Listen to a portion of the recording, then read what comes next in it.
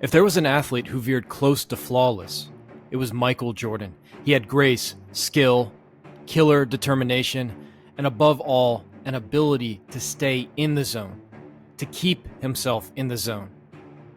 But I want to remind you of a time MJ actually took himself out of the zone, a time MJ blew it and ruined what would have been an even more legendary performance. I want to tell you this so you don't do it to yourself. Before getting into the video, make sure you like and subscribe for the best mental game content on the internet. Whatever your sport will help you get your mind right. So let's set the scene. MJ is getting ready to play Clyde Drexler in the NBA Finals. Reporters are recklessly comparing MJ to Clyde, some suggesting Clyde is a better player. I call it reckless because they are putting Clyde in danger. And listen, they had to know it. Sometimes I wonder if the reporters did this on purpose, just to see MJ go off and annihilate someone. Anyways, this was an original case of fake news.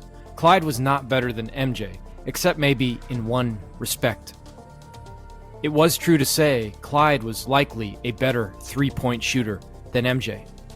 When reporters asked MJ about this, MJ bristled and said, "I'm only not a great three-point shooter because I don't choose to be. Just because I don't do something doesn't mean I can't." So this pissed him off.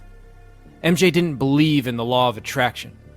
He believed in the law of bust your ass for what you want. Had he played in this day and age, this mofo would be shooting 1,000 threes a day until he shot like Curry. Anyway, game 1 comes around, and guess what happens? You know what happens. MJ hits 6 threes in a row in the first half. Bam, bam, bam, bam, bam, bam. And then, what did he do? He made this iconic movement, the shrug. And right there, in that moment, you see MJ lose the zone, move from his unconscious and subconscious back into consciousness.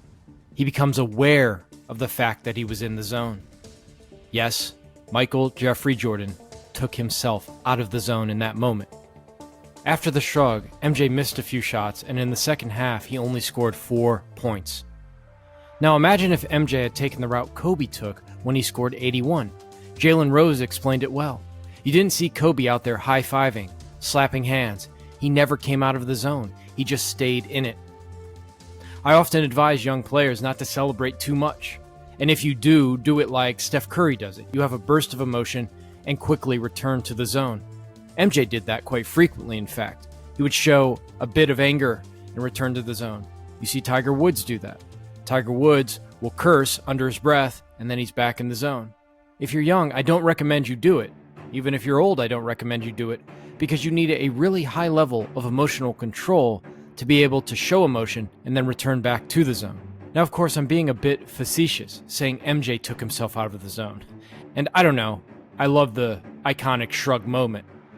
But it's scary to think what would have happened had he not done that shrug. Would he have hit 8 or 9 threes?